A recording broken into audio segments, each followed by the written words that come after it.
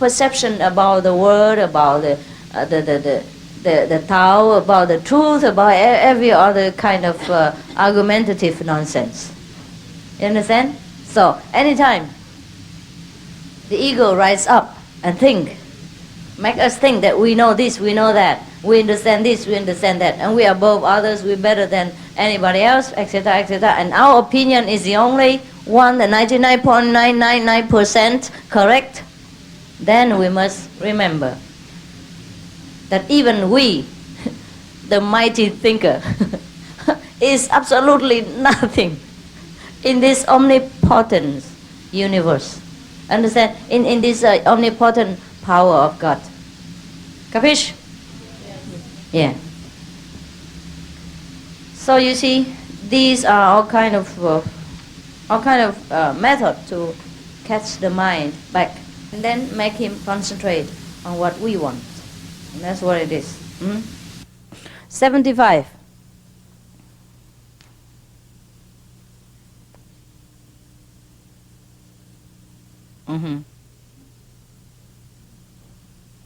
Okay.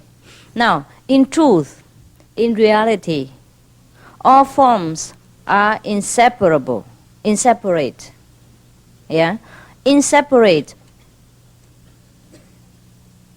are the omnipresent being as well as your own form. Therefore, realize each form as made of this omnipresent consciousness. Well, it's the same like upstairs. Huh? Anyhow, do I have to explain? No, right? You know already, right? No? It seems like just above. Huh? Above mentioned. Okay, that means if you... 99%, huh? It means that in reality, there is no such things as forms, as separate individual characters and objects. Yeah? There's only one omnipresent power pervading everything and made everything. And everything is made from this consciousness, from that almighty omnipresent consciousness. So try to remember this or realize in it by the power of concentration during your practice, during your spiritual practice. That's what it is. Huh? Simple, is it not? Yeah, I know you know already. 76. When you encounter the moods of extreme desire, be undisturbed. Can you hear, brother? You want to see that? Oh, you think you are on the end of the line like last time? No, we dissolved the line now. Now we made it into yin yang. Okay. When you encounter the moods of extreme desire, be undisturbed. Can you be undisturbed in the face of extreme desires? Huh? Can, huh? I know you can. I'm sure you can. I'm positive. Just try to be undisturbed, and that's all. Very simple. Look at the monks, what they do.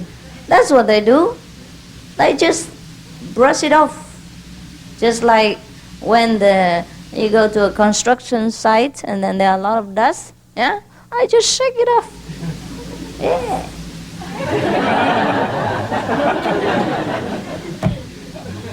And be undisturbed. Yeah, like nothing has happened. It's difficult, but it's not impossible.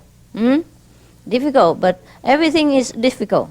You want to play football? Is it easy? Nah. You want to be Olympic weightlifting champion? Easy? No. You have to practice many years and about 10 hours at least a day. And the referee will kick you in the nearly every day to make you stand up despite your aching bones and your crippled knees, and he don't care. And you want to be the skating A champion, is it easy? Oh, ice skating, you know what? You've seen the movies, huh? The girl, huh? She was landed on her, you know what? 100 times a day. I don't know how she could bear it. It's real, huh? It hurts, huh? And even if you want to be a movie star, is that easy? Nah. So, even if you want to have a baby, is it easy? Nah. So, get it, huh? So, even that is difficult, huh? Even you want to eat, is it easy? No. First you have to find money. And in order to find money, you have to find a job. And in order to find a job, you must learn. In order to be able to learn, you must went to school. Go to school. In order to go to school, your parents must work and pay tax. Huh? And in order to in order to receive the tax, the government must build a school. Yeah? And then the teacher must train themselves to be qualified. It takes ages. Huh? You know, just to eat. Nothing more simple than eating. And then how difficult it is already, huh? And when you were born, do you know how to eat? Nah. See? You have to learn 4 years. Just to practice to put something in your mouth. Now tell me, what is easy in this world, huh? And you put anything in your mouth. In the beginning, instead of food, right? When your parents give you food, you you throw it out. And then when you're hungry, you put newspapers and toilet tissues, umbrella, socks, yeah, toys, plastic cups, anything into your mouth. Yeah? You learn by testing. Later you learn, oh, this is very hard. Etc. Yeah? You see? Nothing is easy. And you learn how to walk. How long? 2 years, huh? At least, huh? 1.5 years. No, I mean, you walk properly 3 years. Right? On 2 years you still fall off, huh? Now and again. It's very simple as walking, but it takes long years to learn, huh? And practice, huh? Many of you still don't know how to walk now. You walk like this. And when you see the man or woman, you walk even worse. You walk into trees. Huh? And bump into walls when you see the opposite sex, etc. So don't tell me you know how to walk yet. Huh? All right. Now is it easy, anything? Nothing easy, huh? Come to think of it, huh? Oh, really? Difficult word. But everybody loves this word. And then when I tell them to meditate, eat vegetarian, and practice, give the precept, oh, it's too hard. I think it's the most easy thing to do, to be vegetarian. And you don't have to shop anywhere. Just go directly to the cheese counters and tofu, right? And don't need to look anywhere. And see if the fish is fresh or the steak is lousy or no need. Just go straight to tofu. Isn't that more simple? Simple life, huh?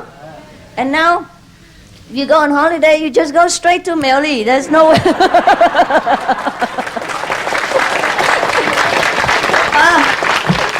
You see, Christmas, you don't have to buy anything. No turkeys. Huh? And no Christmas tree nonsense, all this. No cutting any trees. Yeah? You just go straight on the aeroplane and land it in Sihu. Oh, very simple life now indeed, huh? Yeah. And when you go on holiday, before you pack a lot of things, of unused stuff, of useless stuff. Now you go to Sihu, what did you pack? Sleeping bag, that's all. Just make sure you don't forget that. And the initiation card, yeah, so simple. You can forget your passport, but not the initials. Can you imagine a more simple life? No, and then no need clothing, nothing. Well, except when Chicago and Hawaii. Normally just easy sport shoes, easy sport clothing, and sleeping bag. That's all you need. Yeah. And here you don't even need to bath if you don't want to. Yeah, you save a lot of trouble. Your life becomes more and more simple thanks to the Suma Ching Hai Tzu. Huh?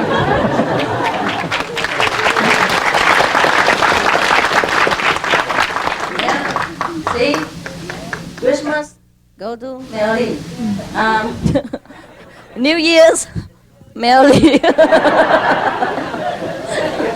Buddha birthday, Melly. And nothing else. Huh? See, so simple and pure. Well, talking about that.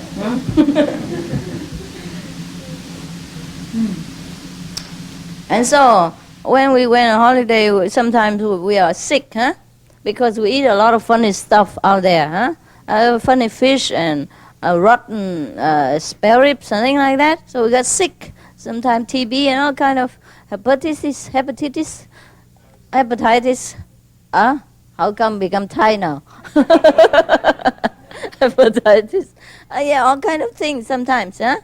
So is it safer just to go on retreat, huh? And eat vegetarian, and tofu and bean sprouts and all that, and then you sprout up all the same, right? I know many monks who were vegetarian since childhood, but they grow very strong. My refuge master, teacher, the monk in Germany, is about 5 times bigger than me. Oh, very strong. And it's a Vietnamese monk. And he became a monk at the age of 10, So you can see, the Vietnamese monk all eat vegetarian. Whether they are the Hinayana or Mahayana, yeah. That means the small vehicle, big vehicle, they're all vegetarian. So he was vegetarian at least since 10. Oh, and he's very big. I have picture to prove it. When I stand next to him, I seem like a frog. next to an elephant. It's true. Yesterday I saw some of the old picture and I thought, oh, wow, my God, this guy is really big. Yeah, he's like American. Yeah, very strong and round. And he's only about 49 now. Yeah. And he spoke 6 languages. Yeah. He write Chinese better than the Taiwanese do. He can write Chinese too. Of course, he was Vietnamese. And he can write Japanese better than the Japan people. Yeah. And of course, he write German and English and French. And maybe extraterrestrial language. Yeah. He's a pretty cool guy. Yeah, not bad.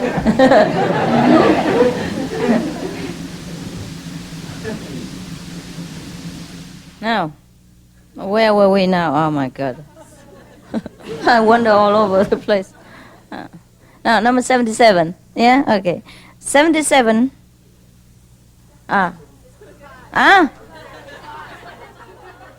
No! 76 already in moods of extreme desire be undisturbed. Now, 77. Don't cheat me, I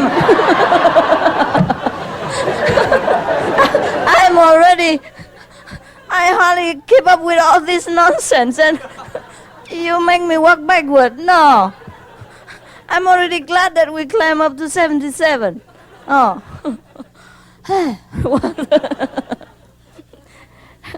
This so-called universe appears as a juggling, a picture show. To be happy and look upon it so. All right? Got it? No? So simple and you don't understand. All right. The master tried to convey the message that this topsy-turvy universe, the world that we live in, or maybe many other worlds in this universe, is like cinema. It's like a theater. So why don't you just look upon it as a theater and be happy, enjoy it, just like you watch a movie or you watch a show. That's what he meant. I don't know. Can you do that? Oh. You can, huh? Wow. Lucky for you. I still look upon the world sometimes as a very miserable place, because people are very miserable and it touched my heart. Perhaps I know it's a theater, yeah? Perhaps I know it's a movie, a show, but still, I'm upset sometimes. So now I don't read newspapers, I don't watch TV. I don't want to hear anything. It upsets me. Refugees and all that, I drop everything. Since I can't do anything about it, I try my best, so I better just stop it. Stop worrying about it and stop bothering myself about it and concentrate on what I can do. Instead of fretting about what I cannot do, I just concentrate on what I can do to serve you, to help whomever I can and come to me. All right? So just like even when you watch a movies, you know it's a movies. You know the actress is Alain Delon or Elizabeth Taylor or whatever, huh? But still you cry, huh? You know at the same time that it is a movies. But you cry at the same time because the story touched you, touched your emotional center of the heart, and make you feel the way the characters in the film feel. And that's all right. That's all right. I cry too sometimes when I watch touching movies. And I laugh when the movie is funny. Yeah, if you only laugh when the movie is funny and you cannot cry when the movie is sad, isn't that funny? Is that not so? How can you do this and not the others? Huh? If we can laugh at a very comic movie, then of course we can cry with a very sad drama. Is that not so? So it's okay. It's okay. Everything's okay.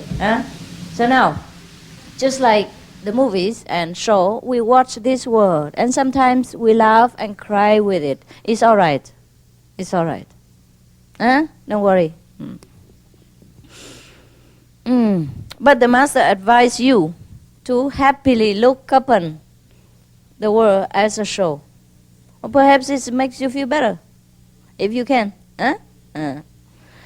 Perhaps that's why he can stay in the Himalaya forever, and I can't. I probably was more involved in the movies, in the movies business than he was. Perhaps at that time he didn't have movies, so he has to look upon the world as the whole show, amuse himself. Number 78. Oh, beloved, put attention neither on pleasure or pain, but between these. You know that already, huh?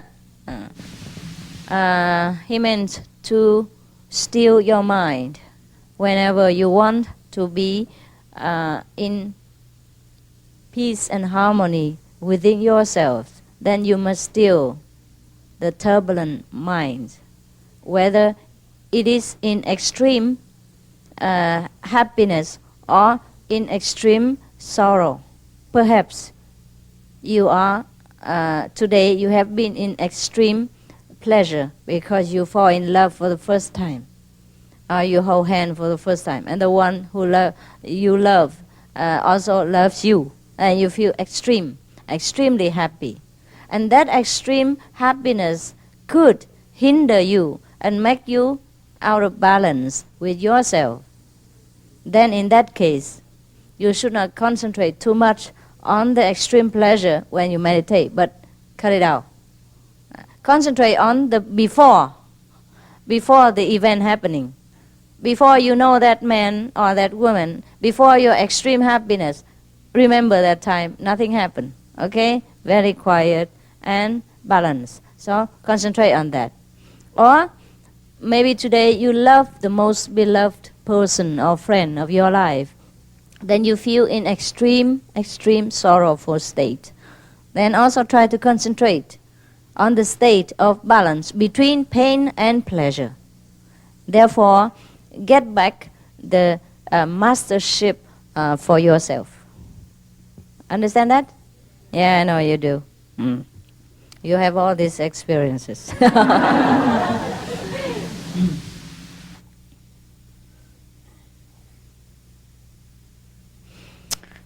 Now, number 79. Toss attachments for body aside, realizing I am everywhere. The one who is everywhere is joyous. Can you do that? Yeah. Well, during the initiation, yeah, you have been also advised to forget the sensation of the body, to forget the in and out of the breath, forget whatever the body is telling you or demanding you at that moment. That's how you easily enter samadhi. Yeah? And then enter the omnipresent state. It means you are everywhere. The one who is so free, so omnipresent, so easily be anywhere at the same time must be a very happy person, very joyous person. So that's what it is. Try to realize that state. It's easy to say, no? Very easy. When he say, oh, this is very easy, huh? Don't you think so? Yeah, just try to realize I'm everywhere. And omnipresent and all that. Okay, try, huh? When he say you can, then you can. Otherwise he wouldn't say so, no? Or you think he just make us mouth-watering for nothing? Can, huh? Many people can do that. Perhaps he can. He has done that, so he taught his wife or some of the immediate disciples how to do it. Number 80. Objects and desires exist in me as in others. So, accepting, let them be translated.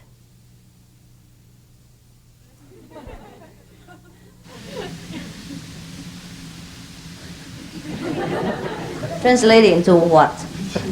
Huh? Huh? Into action? Ah, all right. I think you all understand, right? Okay. Good. Then we move to 81. I'm extremely impressed with your intelligence. Now, 81.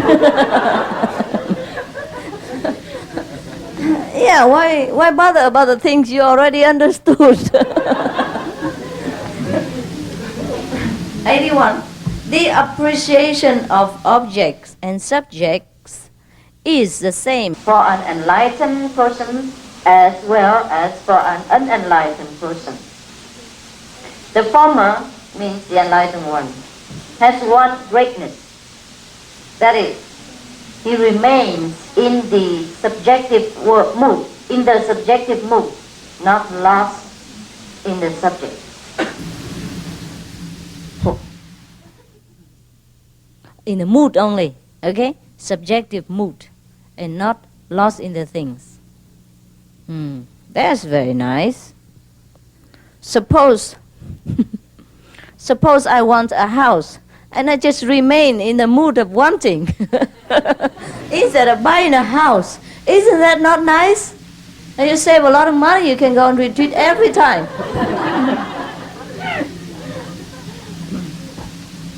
So the enlightened one perhaps has the same knowledge, the same appreciative, attitude, and same appreciative feeling for anything, as same as the way that the unenlightened person do. Suppose I have this umbrella here, and suppose I am very enlightened indeed. Suppose. And you are not enlightened. Or suppose you are very enlightened and I am not. Okay. And both of us will look at the umbrella and we both appreciate its beauty. We both probably buy the same umbrella and pay the same price and use in the same way because it's beautiful. But the difference here, the master say, is that the enlightened person probably don't buy the umbrella. So that means I am not enlightened because I have bought the umbrella. So, and you did not buy the umbrella, so that means you are very enlightened. Because you only look and appreciate the umbrella beauty, but you did not possess. You did not have the, you did not follow the urge to possess the things. For example, like that. So that is the difference between the enlightened person and the unenlightened person. You understand? Oh, mind you, this is not what I bought. Somebody else bought it for me. The unenlightened one had bought it for the enlightened one who sits here and helplessly using the umbrella. Now, what he meant is that suppose two desire, the desire arise in the two persons at the same time, the enlightened one and the unenlightened one. Then the unenlightened will try all his might to pursue and to obtain what he wants, with all pride sometimes at the cost of his life, and soul, and business, and name, and fame, and everything, and family.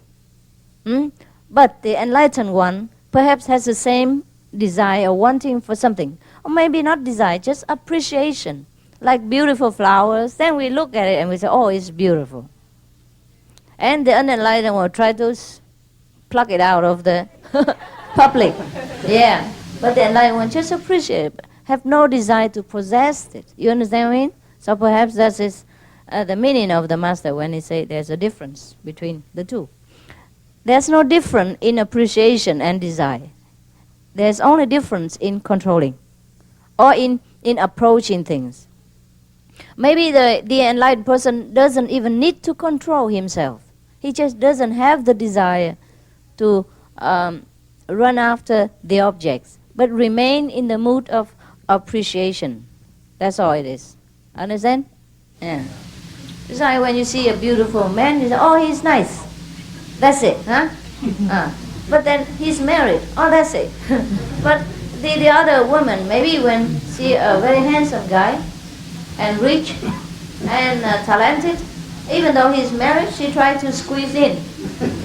Yeah, a micro for herself first, and then for the families of that person. You understand what I mean? So that's the only difference. All right.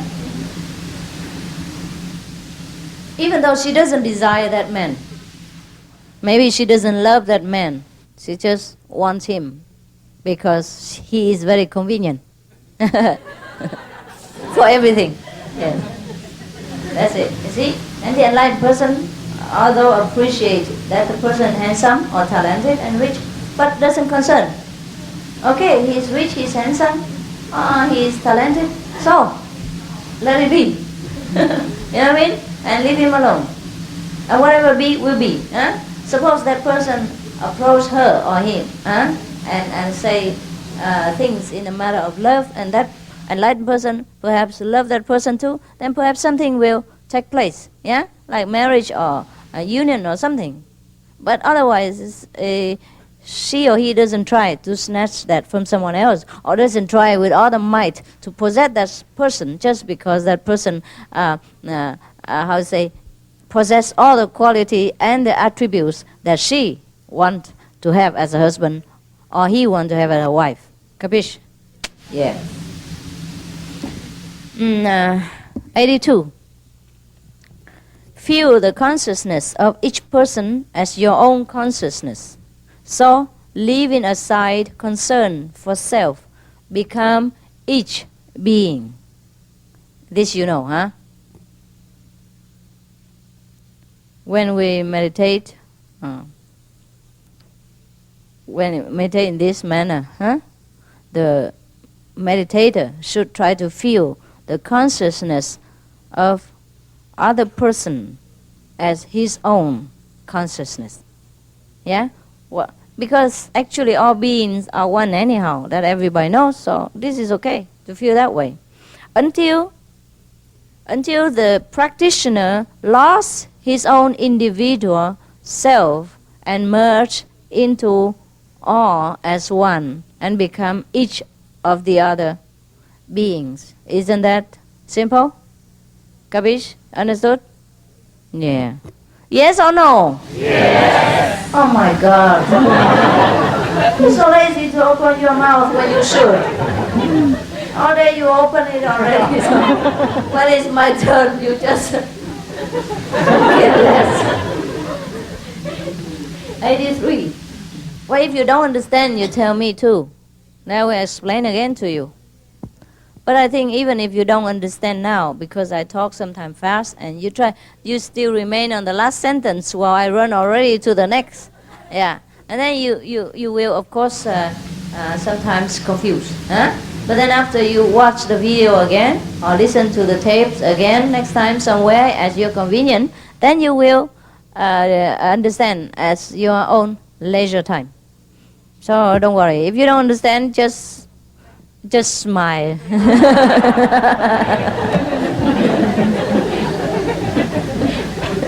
Number 83. Thinking nothing will limit itself unlimited. Oh.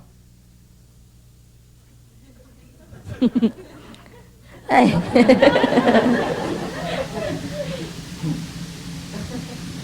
You know already, right? I tell you to smile, not to shake your head.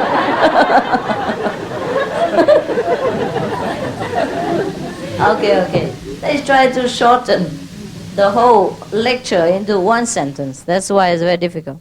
But I think what the master meant here is that you don't have to think of anything. When you want to concentrate, or you try to concentrate on thinking of nothing. Yeah, and then your limited self will become unlimited. That's all there is. But they just try to puzzle us. You know what I mean? To make Zen something mysterious and difficult. Yeah, they can't cheat me. I know. So now, number 84. Believe omniscient, omnipotent, and omnipresent. Believe it. Do you? Yes, good. Then now, 85.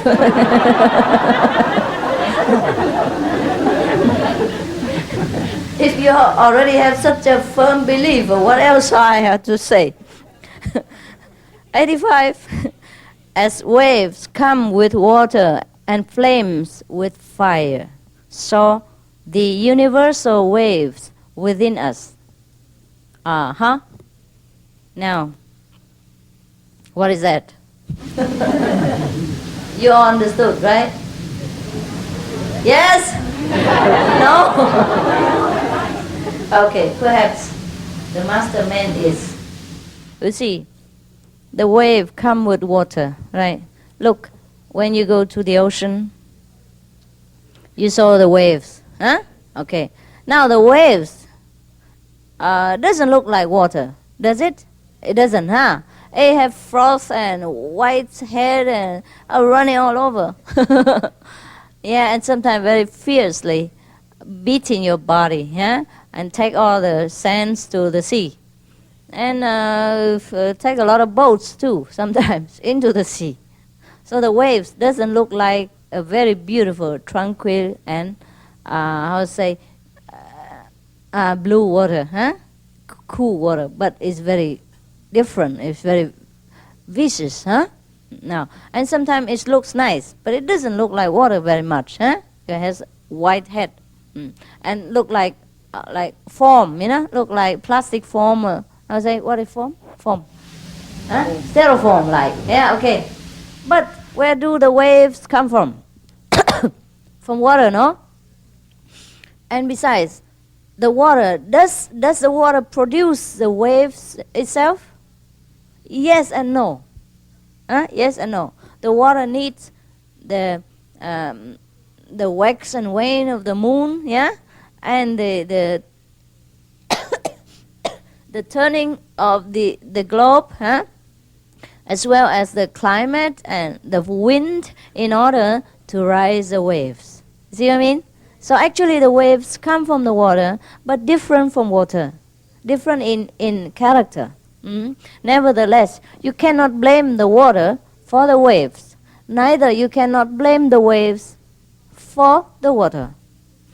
Likewise, all our shortcomings and weakness also came from within, but yet without. You see? Come from our being, but then it needs a lot of condition and a lot of influence in order to rise up again.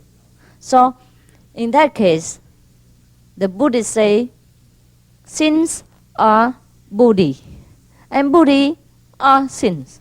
You know what I mean? Obstacles are enlightenment. Enlightenment are obstacles. In that sense, I understood it like that way. So forgive yourselves, but do not remain in the weakness. Yeah? Rise above the waves so that you may go into the tranquil ocean, which is in the middle. And there you met no more waves, no obstacles, nothing. Rise deep into the ocean, like dive deep into yourself, and find your own true nature with the tranquil, blue, cool water and pure consciousness. That's why. You see? Yeah. So sins came from nowhere. And nowhere came the sins. So we must not be attached either to virtues nor to sins. Because beautiful waves or not beautiful waves, they are waves. Yeah? Or we appreciate them as thirst.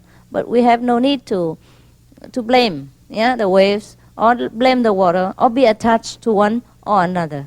All right?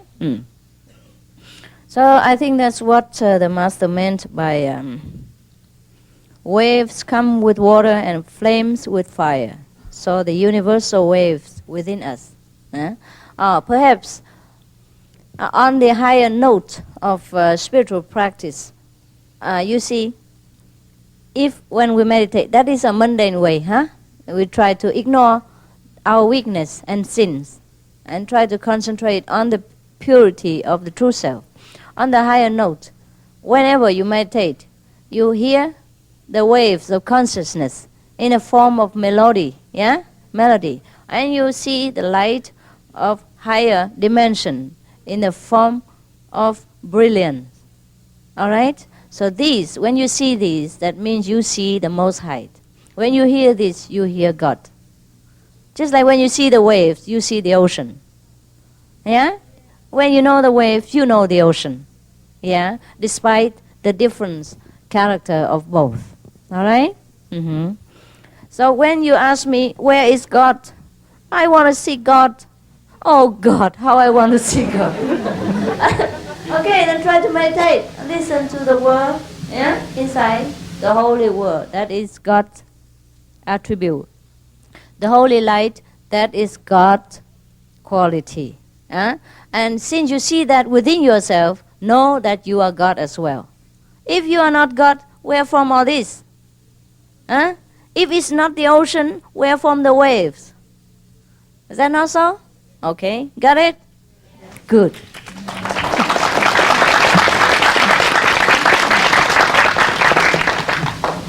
Now, 86. Roam about until exhausted, and then dropping to the ground. In this dropping, be whole. Okay, try. Tomorrow you run around, see you 5,000 times this center, and then drop that in the middle there, and be whole. Make sure your leg, your arm are still whole there, okay? At that time, when you're already exhausted, body and mind, at least bodily, then the mind will leave you alone because he's tired too. When the body is tired, the mind cannot tell him what to do. He's just dead. Yeah? That's why when you're tired, doesn't matter who beat you, who scold you, you don't care, you just sleep. At that time, the mind cannot care whether people call you a dog or a cat. Okay, you be a sleeping cat if it comes to that. Yeah. So Now, when you feel you're too restless, perhaps, or this is one of the methods. That's why people love jogging, you see, or running fast, because in that moment they feel free, they feel powerful. I did that before. Yeah, when I jog very fast, I run very fast, I feel free. I feel so free, so free. But don't try if you have a heart attack or something. Yeah, or if your lungs are not good, you have to ask the doctor before. If you're okay, if you're normal condition, you're right, you may try. Or when you run fast with your sports shoes, on top of the mountain somewhere, run around the mountain, oh, it feels so good. It's all right, you can close your eyes and meditate if you feel like, anyone. You can listen with your ears, no need your eyes. If you want to look, you look, okay? So when after you be exhausted with any sport, run like this, it's okay. And then you can drop, yourself on the floor, relax everything. At that time, you will feel the wholesomeness of your being. That's what it means. You can try sometimes, just to add variety to your daily spiritual practice. But this is not the main point, okay? You understand? Yeah, of course, 2.5 hours is a daily dose, no more, less, or no adding this and, discounting from running. No. If you want to run, you run, but 2.5 hours, measure from 1 minute to the next. 2 hours light, 1 hour sound, okay? Capiche? Right.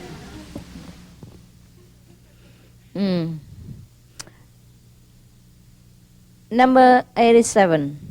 Suppose you are gradually being deprived of strength or of knowledge. At the instant of deprivation, transcend. Strength, okay, but knowledge, how? How can people deprive you of your knowledge? Suppose only, He says suppose, okay? Okay.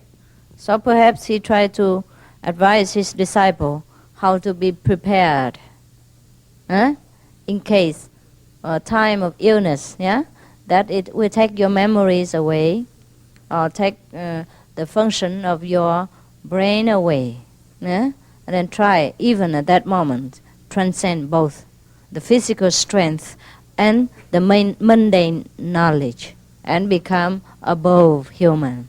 Understand? Become wisdom. Many of the masters don't have any worldly knowledge, but they are in depth as wisdom, as transcendental wisdom. So perhaps that's what the master meant. And some of the master being physically perhaps handicapped, but still they transcend all these disadvantages. There is a person who was blind since the age of 7 or 8, and then he discovered the light within all the time, 24 hours. Without eyes, he can see, he can feel things, and he can feel all the things are vibrating in different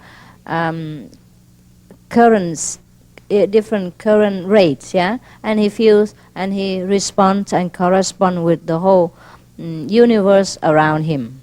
So being blind doesn't mean disadvantage. That's why when last time somebody asked me in Costa Rica whether I give blind person initiation, I said I do, which I did, because I think spiritual blindness is the worst thing could happen to a man, not physical blindness. So when I read that story about a blind person, it has been proved that I'm right. A blind person can see and feel the light, and can hear the sound, because he's then too concentrated inside. He must concentrate in order not to bump into things. And then that's how he learned with the time to overcome his blindness and get in touch with the inner world, which he did. And then eventually he hear the sound, he see the light, and everything comes to him. in a different form of beauty and closeness. Yeah. All right. Oh, how long already?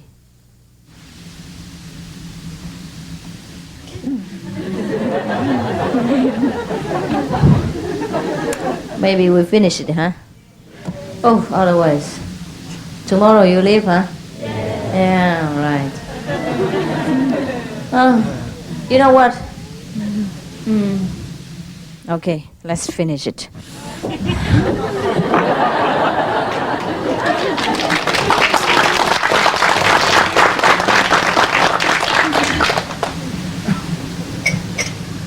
Om Shiva Shanti Shakti Maria Jesus Om. I have to pray.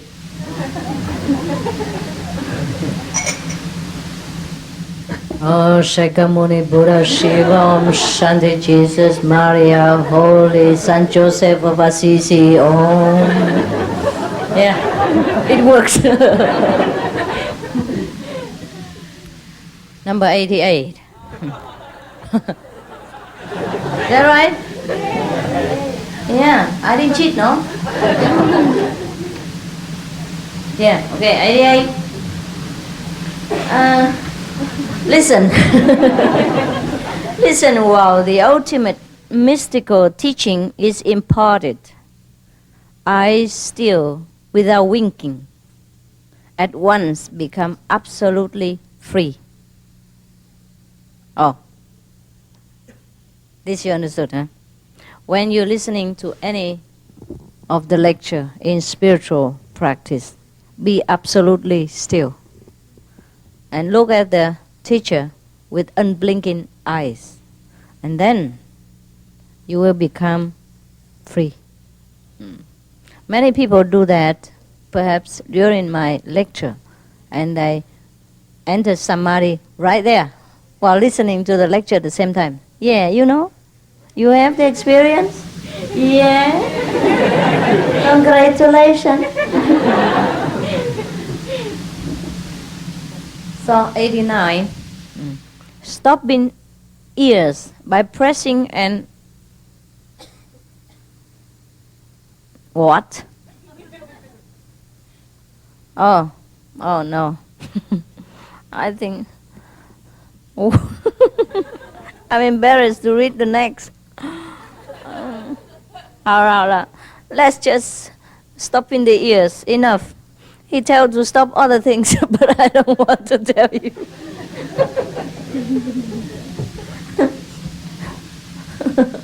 Well, I can print it on the television if you want to read. Here. Yeah. 89, okay? All right. Got it? Quick. Okay? And so you don't tell that I don't share with you. And read it at home yourself.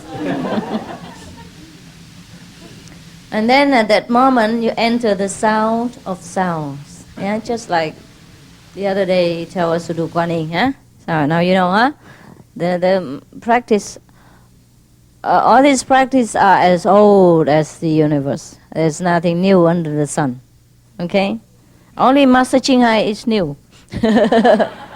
It's brand new. Maybe not even, maybe not. Huh? Okay, now, you know, huh? Enter the sound of sound, huh? You know, huh? You know what to do already, huh? Okay. Now, 90. At the edge of a deep well, look steadily into its depths until you feel the wondrousness. Oh, one method of concentration. I think just like gazing into the crystal ball, huh? Because the water of the well is still, is tranquil, and is clear, huh? Yeah.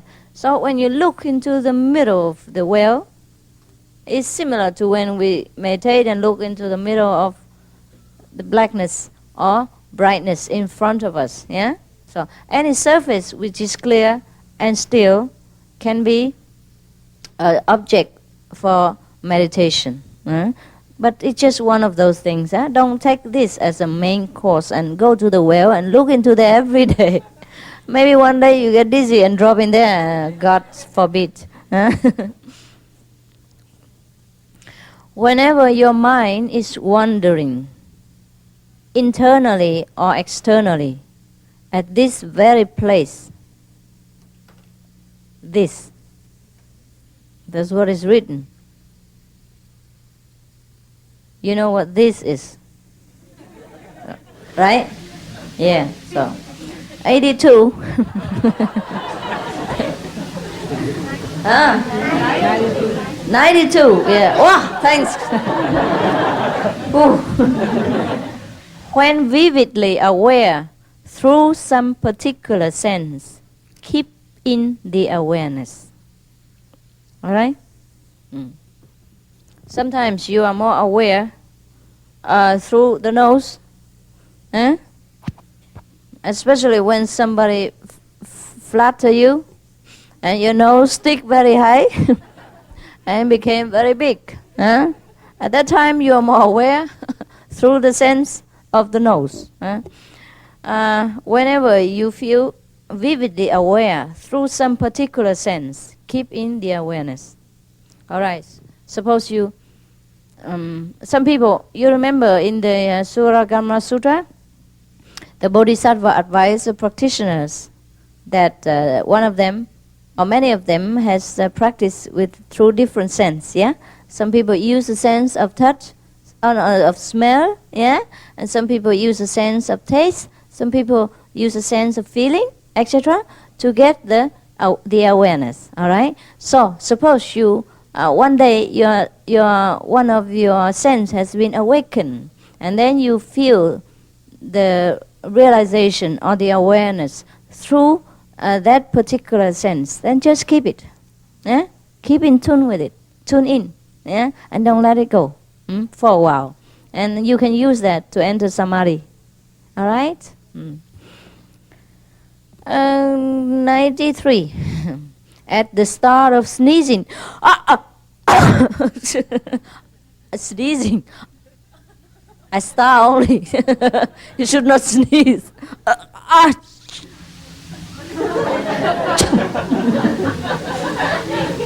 Or during fright, or in anxiety,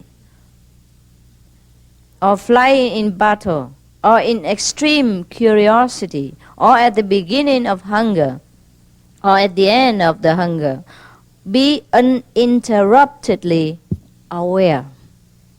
Wow, that's nice. Okay, try, huh? He means in any situation at all, try to be aware. Aware of our present being, aware of our consciousness, yeah? And don't let ourselves be lost in fear or in the frightfulness of battle or in the sneezing even, okay? Before you sneeze, just stop, and then realize that you want to sneeze. Anybody want to sneeze? Can do right now. No? Okay.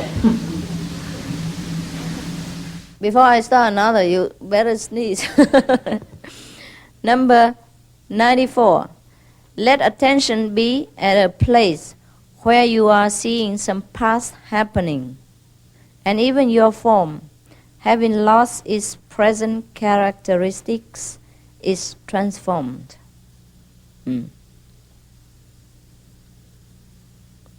Okay, perhaps when you meditate, you saw some of the past events of your previous lives or this life. Or maybe you have seen your form as well. You know, sometimes you meditate, you left your physical donkey on the cushion, and you fly above and you look, you see, ooh, what an ugly back sitting there. So at that moment, you have lost all the present characteristic of a living corpse. And then at that moment you become transformed, of course. Nidhi mention this. Once we can get out of this prison house, we already transformed.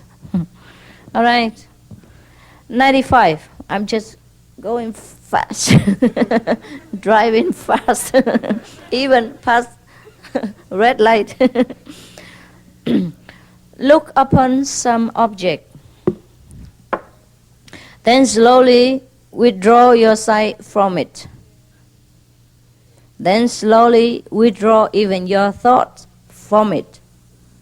Then what? Then what?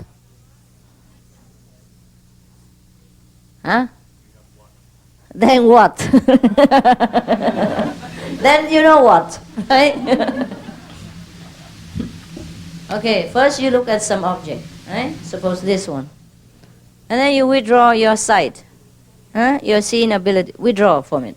I mean, you see without seeing. And then you withdraw your thought from it as well. Then you become empty. In samadhi. It's just a mean of concentration. Okay? Concentration.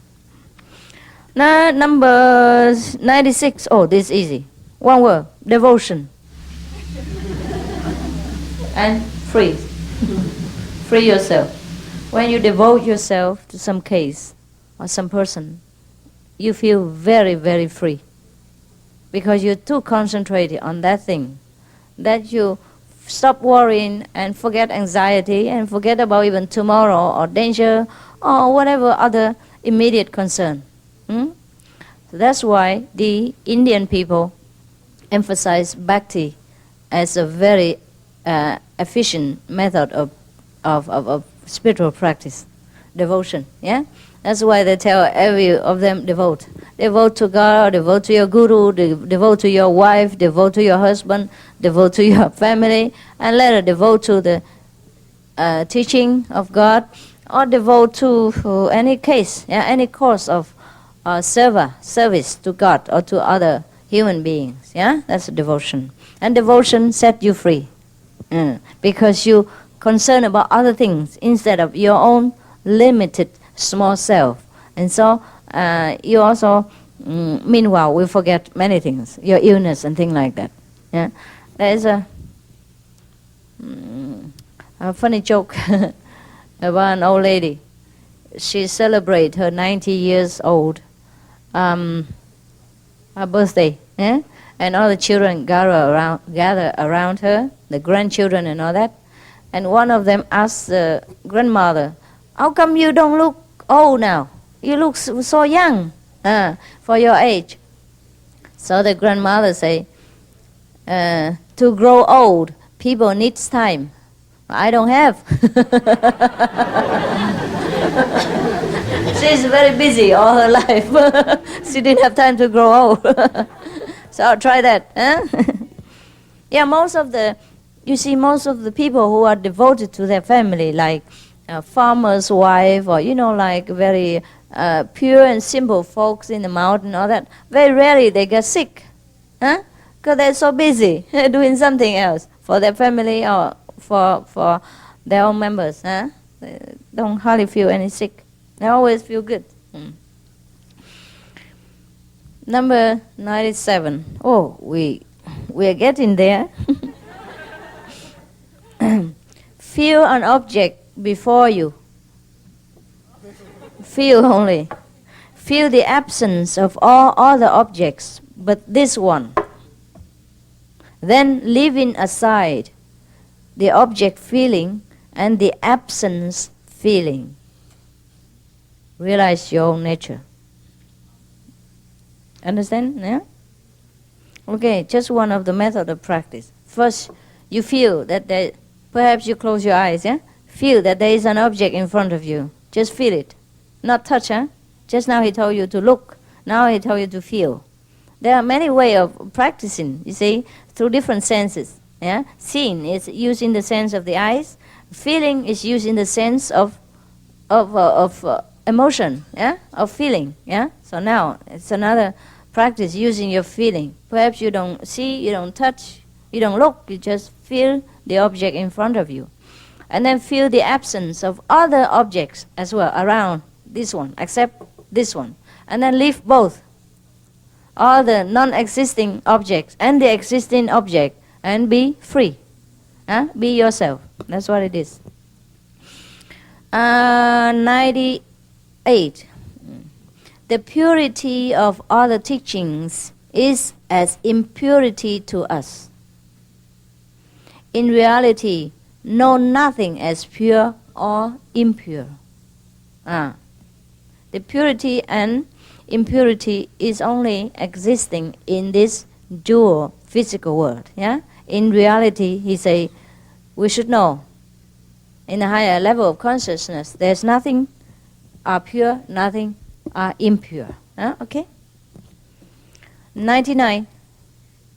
This consciousness exists as each being, and nothing else exists.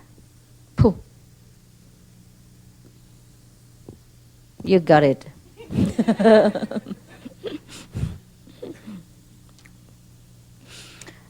100. We drive 140 miles. Be the unsame same to friend as to stranger, in honor and in dishonor. That you know too, Always be the same. The same but not same.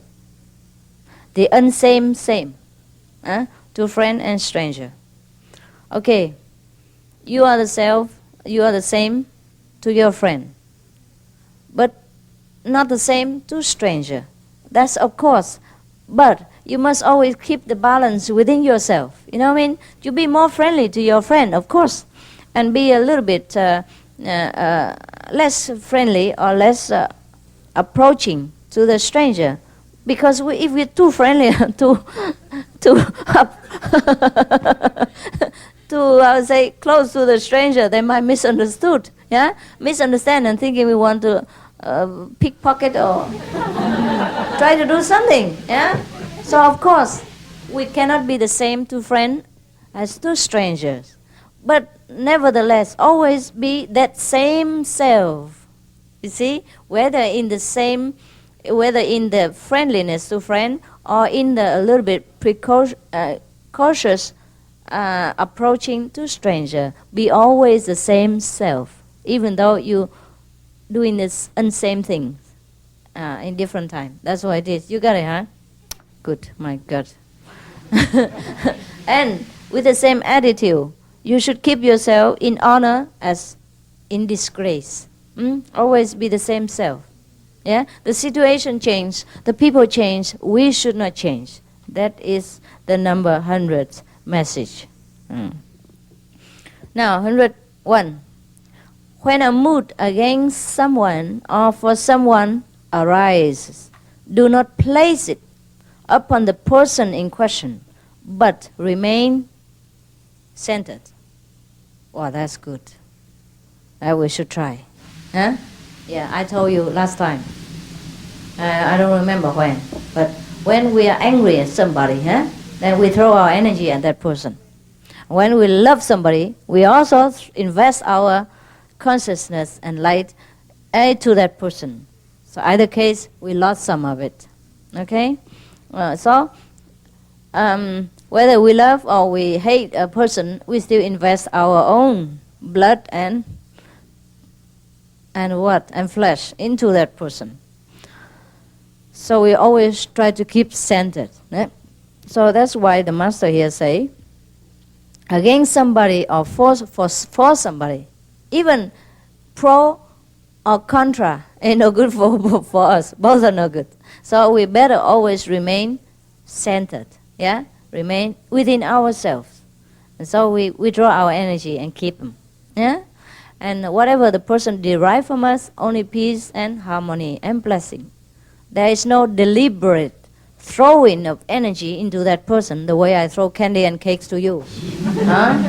So in the other word, don't be angry, because you spend all your energy, your earning income through meditation for that person, for nothing. But mind you, maybe God has made anger in order to spread energy around, especially from the Guan Yin practitioners. If you're not angry, if you're not loving anybody, I think the world will kaput. Huh? Hey, you will not share anything. Huh? So, well, try to control as much as you can. That's all what it is. All right? Somebody asked a Zen master, you told us that we should never be angry with anybody because in that case we spend all our energies for that person as a free gift. But I saw you angry all the time. How come? Huh? The master said, I'm rich, I can afford to waste. You're poor, you don't even have to spare. You don't even have enough for yourself, and you spend it. Huh? Yeah, alright, so get it, huh? So I can be angry because I'm a master.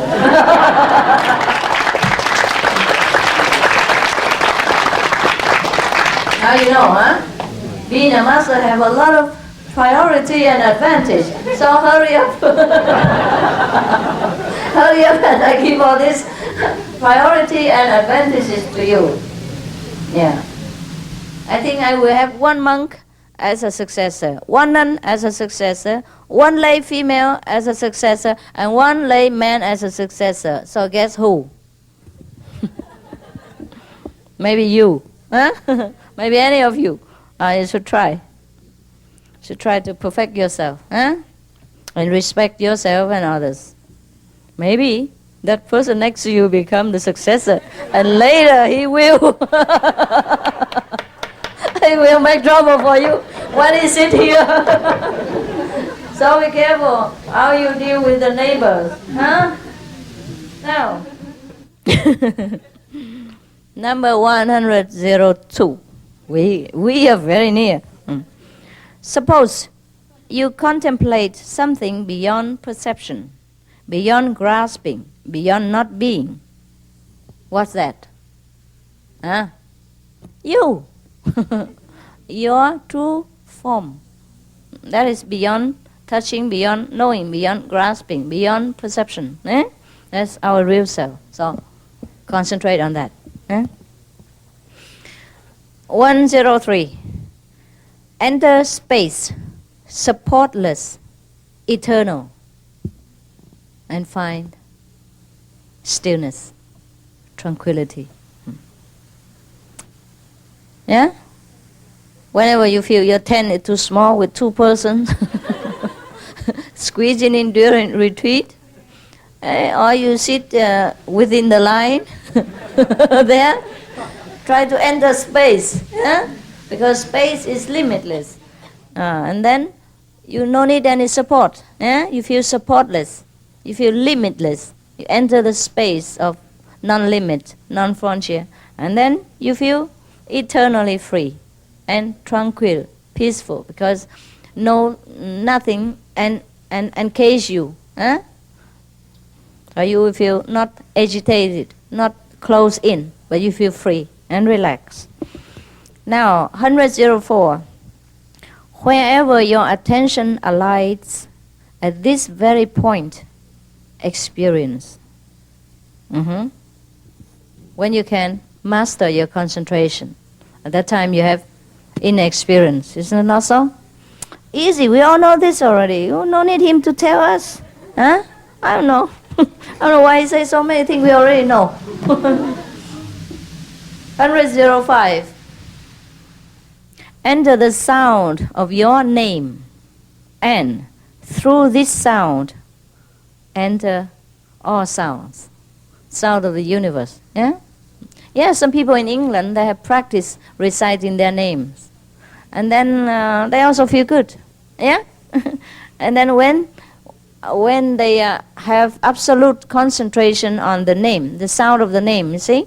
Now, of course, it's just like you enter any kind of concentration. And then you will enter the state of realization. And then you hear all the sounds. It's true? You may try. What's your name? Wang Zhao Gao.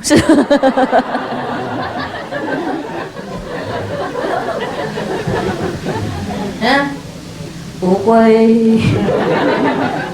Turtles. What else? Buffalo, Bill, huh? Oh, Bill Buffalo, thing like that. Try, huh? 107. Oh, 106. Ah. I'm trying to cheat, but my conscience tell me no.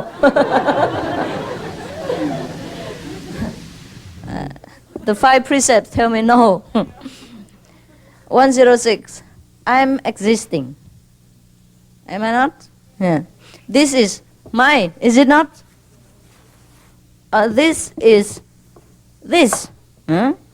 Now I'm lost. Oh, beloved, even in such knowing, illimitably. Pooh. All right. You know already, right? Huh? Number 107. Okay. What it meant is, even you know you exist. Huh? The physical body here, and your house is there, your umbrella is here, and your books there. But even while knowing that, you should know that you are not the person, and the things are not the way they appear to be. Just know in such a higher sense of consciousness. Know things before they even take forms. Know things before they even become existing in your present physical awareness. Yeah, that's what the master means. In other words, always, anytime you think about anything, just transform it into spiritual practice. Yeah, that's how you win the race. Otherwise, 2.5 hours and sleeping already 3.5.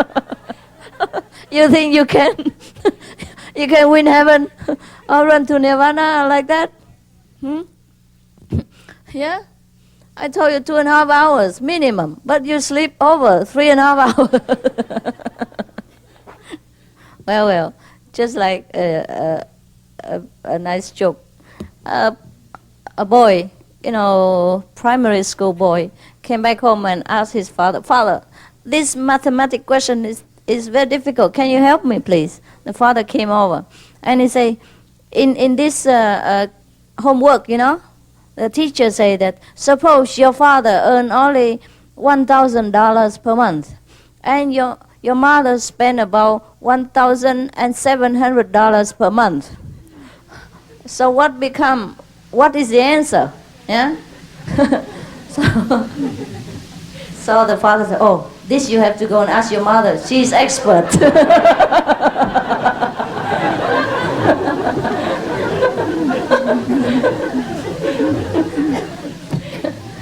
All right. It seems like here, the master told us to sit there and meditate for 2.5 hours, but we sleep 4 hours. So what to do now? All right. 107. This consciousness is the spirit of guidance of each one. Be this one. Be the consciousness. Yeah? We always know that we have Buddha nature inside. We have God quality inside. That the body is only the temple of the spirit. Yeah? So what is it? That is the spirit. All right, then be that one. Because if the spirit lives inside this body, we can only be that. Huh? Because if we are the body, before the body exists, where are we? And after the body gone, where are we? And why, when the body is still there and the spirit's gone, we cannot move one finger? You know what I mean? So the one who lives in this body is the God spirit. Is God, is holy, is saint, is consciousness. Yeah? Is all almighty and beauty and power and love. Never forget that. And then sink yourself into the existence of the physical degrading state of being. Yeah? So that's the master has told us not to forget. Be the spirit of guidance within ourselves. Be ourselves. Be that one. And stop thinking that we are the body and this and that habit and that bad character, etc., etc. Huh? Stop being the waves, huh? Or looking at the waves, but be the ocean. Huh? Remember the real thing. 108. Here is a sphere of change, and change. Through changes, consume change. Okay. That's very clear to you, no? We live through many changes, upheavals, all the time. But even changes are just small things in the universe, yeah? In the whole cosmic consciousness of God or of our real self. So we just consume them all. All right? Just like here. The light, the fan, the umbrella, me, you, everybody are all sitting in this room. So whoever come here, whatever it is all in this room. So change or not change, they are all in the universal consciousness. So we just eat them all and digest them. We make chapati out of them.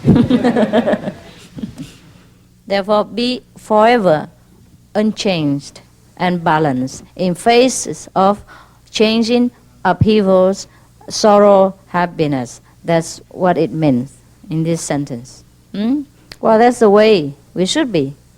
If we look at it from the whole viewpoint, the picture is like that.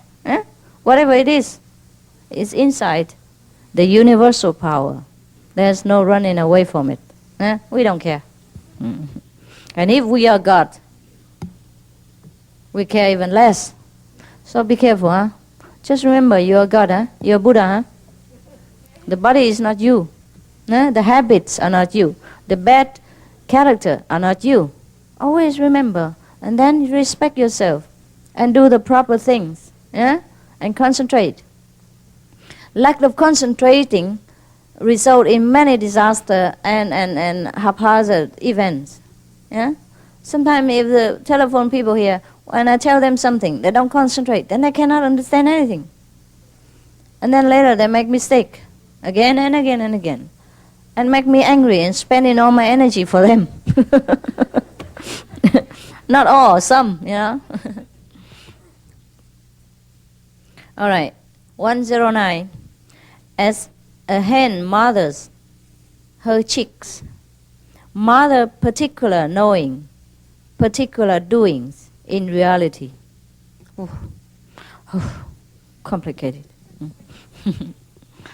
Well, just like perhaps the master mentor says, the chick, the hen, she has many small chicks, and then she nourishes them all and mother them, take care of them.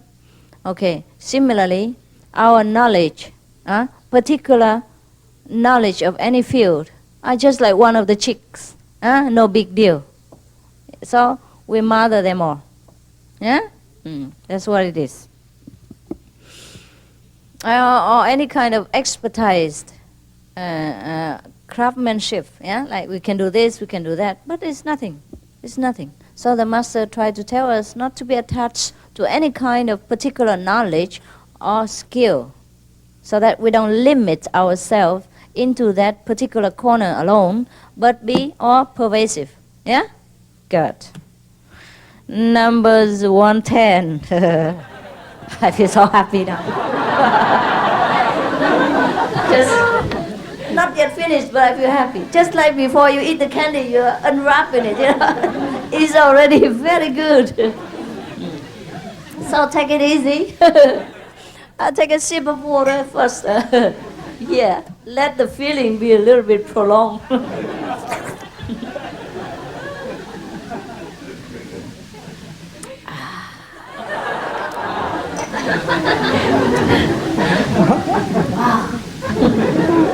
Nice.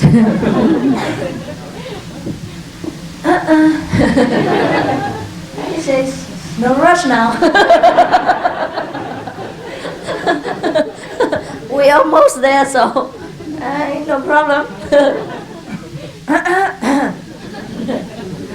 110.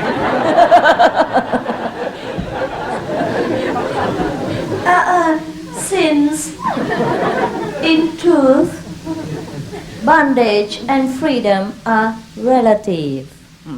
These words are only for those terrified with the universe. This universe is a reflection of minds. As you see many suns in water from one sun, so see bondage and liberation. No such thing as bondage or liberation. That's it. 1 and 11. Each thing is perceived through knowing. The self shines in space through knowing. Perceive one being as knower and the known. Simple. No duality. No me, the one who knows. But me and the seen, the known, the perceived are one. Okay? All things are one. There's only the illusion separate between the looker and the being looked at. 112. Yeah. Oh, beloved. At this moment they call her beloved. He's also, sighing with relief, so he can afford to be romantic at the last moment. Up to now he has forgotten all the romantic word. The last sentence. Oh, beloved. At this moment, let mind and knowledge and breath and form be all included. All right. That's it. We include everything. You understand, huh? So when you meditate, you forget, You try to forget your knowing, your mind, your knowledge, breath, your physical sensation, and just be. All right? So remember that. Most important. Okay, finish?